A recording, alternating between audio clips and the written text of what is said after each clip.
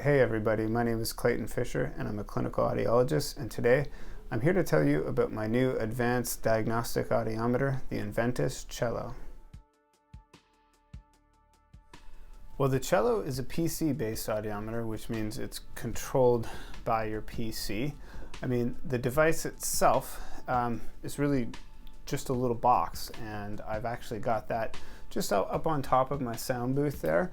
One of the cool things about the Cello is, depending on the size of your booth, you can have it inside the booth or outside the booth. If you want to, if you have a slightly bigger booth, but you can actually just hang it inside. They give you a nice hanger, and then all the transducers just come right out of the audiometer. In my case, my little booth has a panel on the back, like a jack panel, so I like just running it through the back, keeping it outside of the booth, and having everything just be as clean as possible inside the booth. Hopefully you're not doing your audiograms on paper anymore. If you are, in my opinion, that's a problem. You need to update your system somehow. You may want to replace your audiometer. You may not have to. There may be ways to get your audiometer transferring data. Even if you have a more traditional audiometer in terms of Inventis, this would be like the piano or the harp, you can still do everything on the device, and then you've got data transfer options that dumps it to the computer. In this case, like, I use Noah as a database, as I'm sure most of you do too. One great thing about a PC-based audiometer is really just the software on your computer, like your Noah module. So as the manufacturer updates that, your audiometer essentially gets better, right? And I find that Inventis is pretty receptive to changing things and improving things based on user inputs. So I'm always sending them ideas and saying, hey, well, can we do this, or how about that? And they tend to be pretty good with that, because in general I find that Maestro is pretty darn good, but it's not great. Like, there's a few things that I would change, but they will change them for you, which is really great. So it's constantly improving, and it's improving based on our input. I do know that Inventis is coming out with, or has just come out with, an actual control panel for the Cello. So even though it's PC based and you sort of do everything just with computer keyboard shortcuts, it kind of allows you to have the best of both worlds. If you prefer the PC base and not having to transfer the data, but having the data right on the computer immediately, but you prefer a more traditional console, this is a device that you could just kind of have set up off to the side depending on what your setup is, and it kind of gives you the best of both worlds. All right, so just kind of going from left to right here on the back of the box itself, got an on-off switch, and this is actually for power right beside it. The Cello, being a more advanced audiometer, it doesn't just run off the USB cable. You plug it in and you turn it on. It still is highly portable if you needed it to be, but it does need to be plugged in. This is the USB cable for connection to the PC in the booth. Next is the patient response. Directly beside that, though, is the monitor and talk over features. So with the Cello, you just get a basic headset. It's got one cable for the mic, which is talk over, and one cable for the listen back on the headphones. So it's just a 3.5 millimeter jack, which I like. If you want to have like a traditional monitor like you used to have on the old audiometers, like because you got a family member who you want to listen in, or maybe you're supervising a student, you want them to be able to hear what you're doing and hear the speech. What I do is just keep a little speaker beside here, and I can just quickly unplug the jack for the headphones and just plug in this little speaker here, and then it's coming out of here so that everyone can hear it as needed. External 1, external 2. This is like straight up RCA to 3.5 millimeter jack, and that just allows you to run speech off any iPad or iPod if you want to do it that way. Next right here, talk back. This is for the actual mic inside your booth. Directly beside that, the cello supports speaker output for sound field. I love that it uses just standard 1/4 inch patch cords. So this is like, there's no weird connections. I've used many audiometers in the past, and some of them had some really obscure cables. Like I'm thinking about the Madsen Itera and the Itera 2. Those had some really strange cables, and it made it extremely hard to be able to have a monitor. I remember I had to get someone to make me a custom cable because of how, you know, I think they soldered it themselves because of how weird it was in the back, just so I could have a student here. It's got separate inputs for high frequency audiometry headphones if you have that license, the standard just supra oral headphones, and then insert phones as well. And then finally we got a connection for bone here as well. I know on some of the newer cello units that are purchased sort of from now on, they are going to be putting an extra jack on the back so that if you are doing pediatric testing and you have an assistant, the assistant in the sound booth can listen in on what's going on. All right, so let's move on to talk about the actual Maestro software itself. I'm accessing this just from Noah. Okay, so I mean, across the top here, you have your screens for pure tone audiometry. You've got a speech screen, and then a bunch of sort of special tests, high frequency audiometry, dedicated screen for a Quicksin, and dedicated screen for a Stenger test. And then just a couple REM modules here. So if we go down the left side of the screen, it's showing us our cal date for the audiometer and what sort of transducers we're using. So we're using the inserts here. If you want to switch over to phones, then this is where you would actually do that. So you've got the standard phones and then the high frequency phones there. Okay. One nice thing is that you can pull up previous thresholds. This is a beautiful thing about using a computer-based audiometer, and you can underlay those underneath so that you can use those as a reference point if you're testing. That's obviously great if you're doing ENT testing and, you know, sort of pre-post audiograms, maybe for surgery, that sort of thing. But just continuing down here, so we're set to manual audiometry, which is what most of us do. I will mention that Inventis does have an automatic feature, which is, I mean, it just does it on its own. Standard, you know, Houston, Westlake, and depending on whether or not the patient does a response, it goes up or down, you know, up 5, down 10, just like the way that we do it. This is a very cool feature to have, especially if you're, I don't know, doing screen tests, you know, where people probably have normal hearing and stuff. I don't know about you, but I hate, you know, turning the knobs, even though this thing doesn't have any knobs. Get pretty sick of it. You know, it's the same thing over and over and over, and obviously it's a pretty easy thing to automate.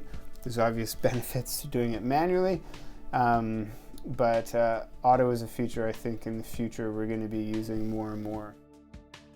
Okay, here we can click on the pediatric setting, and it's saying that, okay, I don't have the license for this, but one cool thing about the cello is that it's fully set up to do video reinforcement audiometry, just like HDMI to 3 monitors from your computer if you see kids. So that's a really, really cool feature. I don't see a ton of kids, so I don't have that license, but I love that my audiometer can do that if I need to in the future. Okay, so you've got all the standard sort of things that you would normally have here. Pulse mode on versus off. I like to leave it on. 2 Hertz frequency to that beep beep. So you can, you know, if you're measuring thresholds, you want to choose HL. That's going to put in your hearing thresholds. If you're doing frequency-based UCLs for a hearing aid fitting, then you choose UCLs to store those here as well. Over here we have our standard, so our outputs. So I've got inserts chosen. It allows you to switch over to bone conduction there, or free field for your speakers. I should mention that I'm doing this all with a mouse, and I love that it allows you to click on all these things with a mouse. But I would be using keyboard shortcuts, which are pretty standard, and you can customize for yourself to choose these things. So for example, I have it set up so that O would be output, and I just switched to bone conduction, switch to free field, and switch back to inserts. So same thing with input. All right, so tone versus warble tone. I mean, that's really the only option that you have here. Oh, narrowband noise as well, and then back to tone. So I'm clicking I to switch between those because it's a lot easier than using the mouse. In fact, one really cool thing is being able to have a combination of the two, depending on what you're doing for speech testing. Being able to use the keyboard shortcuts and the mouse makes it pretty darn handy and makes things pretty fast. You can choose between right, left, and binaural. Again, R, L, and B is sort of the fastest way to do that there. And then, of course, frequency. You change that ideally by using the left and right keys here, whereas intensity is up and down arrows. And present would be spacebar, but you can also just go over here to turn that on. The interrupt switch, which Inventus calls normally on, I've got it set up so N would turn that on all the time, and then you can just turn that off as well. To store threshold, of course, you are just going to press S, okay, and you can see nice features like it automatically switches over to the next frequency. Having a PC-based audiometer, or at least something that allows you to store audiometer and transfer it, really cuts down on time, and the most important thing is that it makes it much more accurate, okay?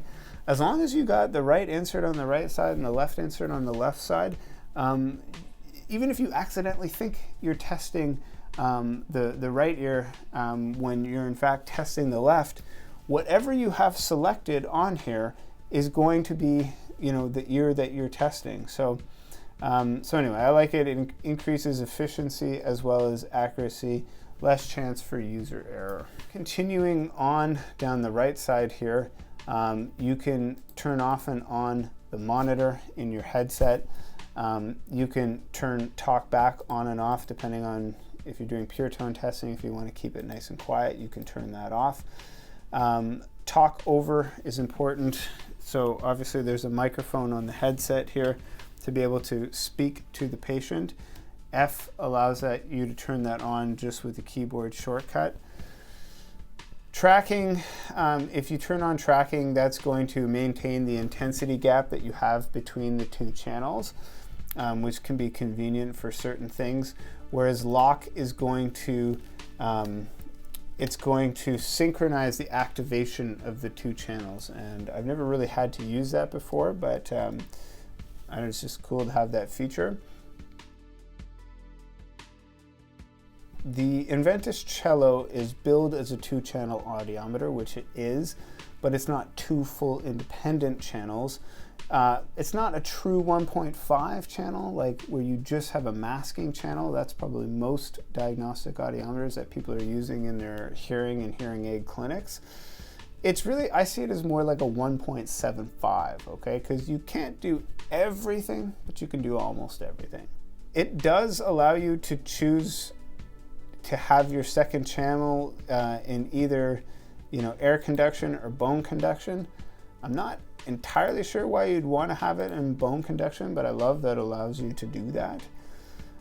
If you look at the inputs for the second channel, when you're in the pure tone screen, it does only give you the option to have masking noise, narrowband noise, or white noise, okay, for the masking. So in the pure tone screen, it is really a masking channel. But one really cool thing is that it allows you to choose either right or left or binaural for that masking noise. So not a lot of audiometers, standard diagnostic audiometers, allow you to do that. Have the noise coming in both ears if you wanted to with pure tone testing, or in the contralateral ear, which is what we use it for most, but you could also have it in the unilateral ear. You could have the tone and the noise coming into the same ear. So again, it's just kind of cool to have that feature. But you may notice that you cannot have a tone on the other side in that second channel. You can certainly choose right or left or binaural here, but it won't let you choose a tone as that second or input for the second channel. I'll just quickly switch over to the Stenger screen. If you're in the Stenger screen, it allows you to have a tone in each ear. By the way, pressing Control and hitting your intensity button allows you to move the second channel. So let's just quickly go back to pure tones. And so to get your masking on, you just press M and you can bring up your masking noise there. Okay, M to turn it off. If we just look down the left side here again, you can choose presets. Mine defaults to MCL, which just has a standard rainbow passage. They act like a prism and form a rainbow. Obviously, very importantly, we like to do word recognition. I use the order by difficulty list.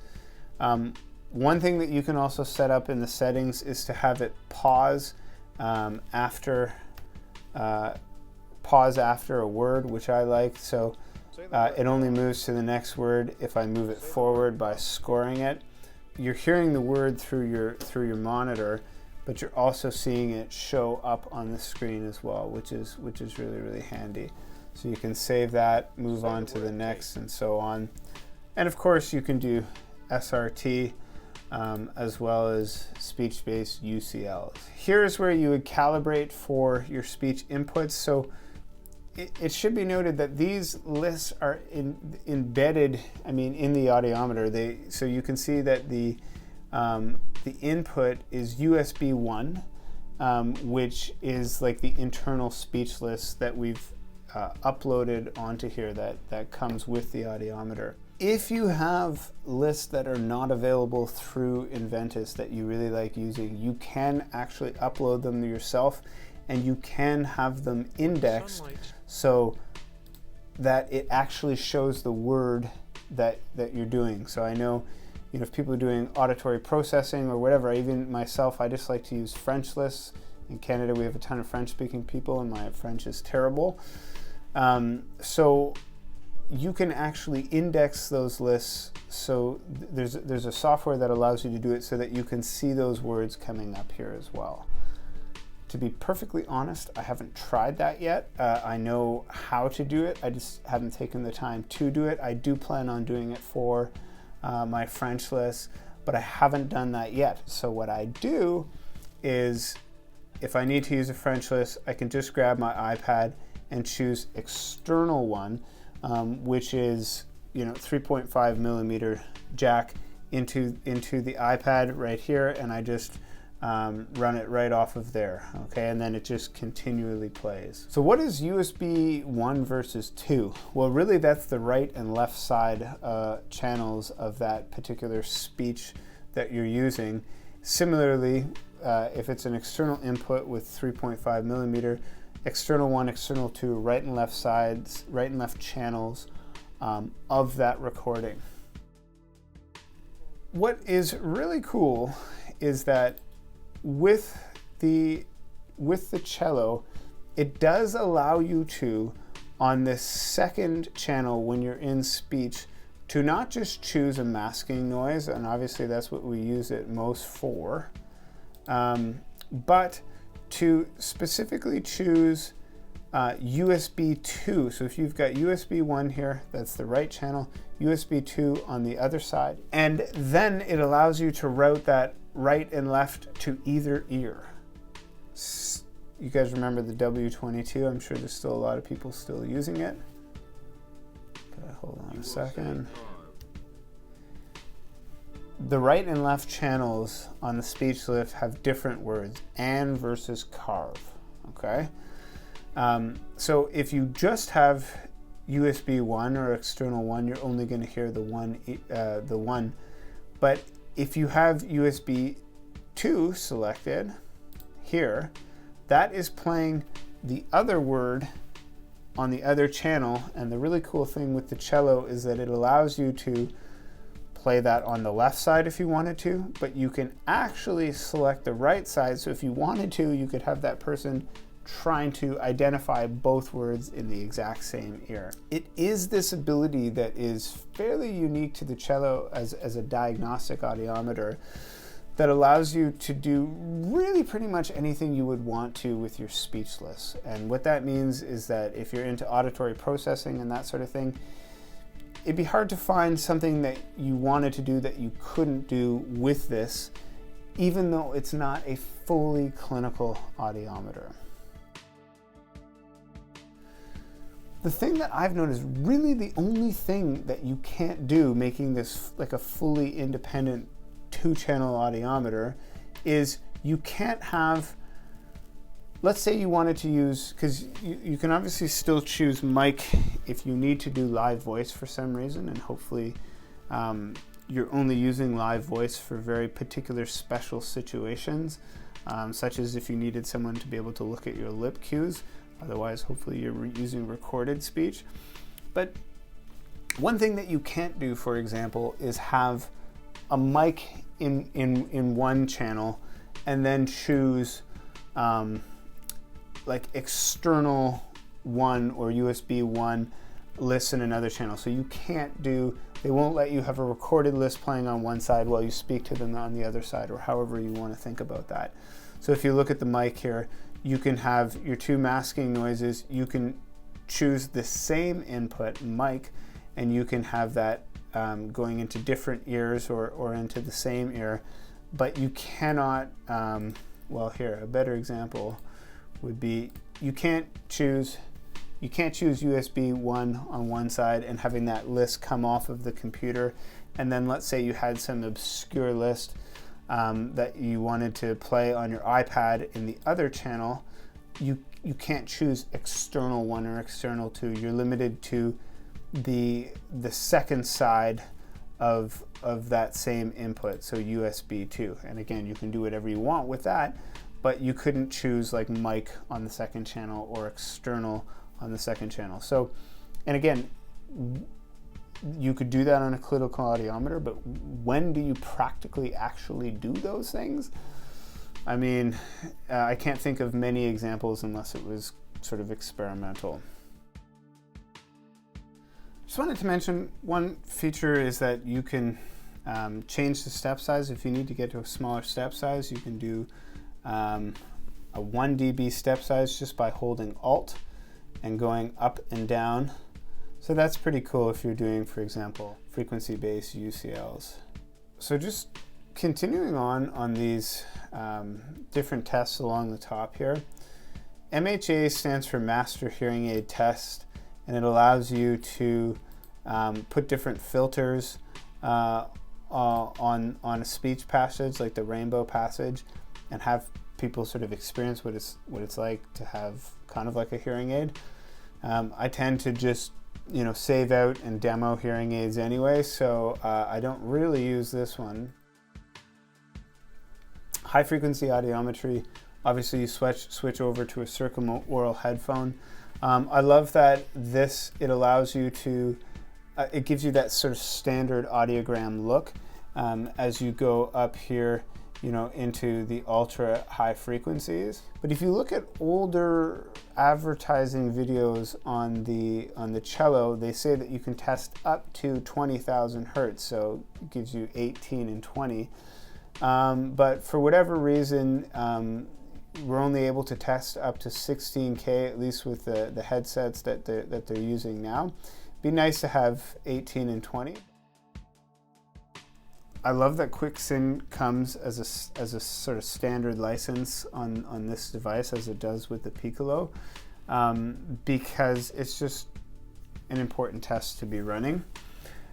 You can run it in the right ear, you can run it in the left ear, you can run it bilaterally. One thing that I don't really like is that there's no option, they don't give you the option to have this second channel on the quicksyn. Because sometimes, like I like to run a bilateral quicksyn, and sometimes I like to have it, you know, if the loss is asymmetrical a little bit, you can have it a little higher on one side, a little lower on the other side, but you cannot do that, which is a little bit annoying because you can do that sort of thing in the regular speech screen. Of course, you could do it by playing in the regular speech screen by playing a quicksyn on your iPad, but it'd be really nice to be able to do that here. But of course, one really great thing is that it allows you to score the list here. Just let this go for a second and move on to the next list. Okay.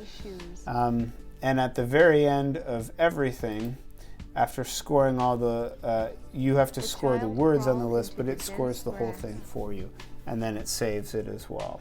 Okay, so nice feature, but I feel like there's a couple things that could be improved on this screen. You can actually use an iPad to control a speech and pure tone test. You get Maestro on your iPad and you can do it from here wirelessly. I tend to have a computer everywhere I'm working, so I don't use that feature. But again, it is pretty cool to have the ability to be able to do it on an iPad.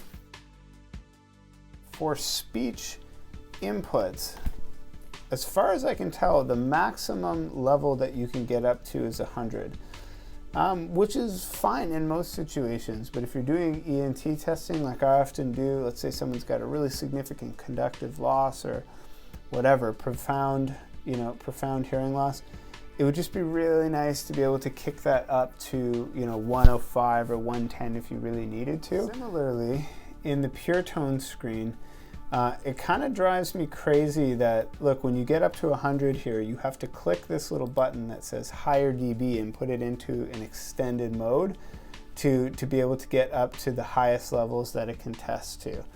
I don't know, it just kind of reminds me of some of the old school audiometers where you had to press that button to get up that high. I think that feature should be able to be disabled, and I've mentioned that to them, and I think that they're working on something for that. Should also be noted that the Cello is a pretty relatively affordable price point. I know here in Canada in Canadian dollars, the base model is about $6,000. The extended high frequency license I think is about $2,000, and I think the VRA license is about $1,500.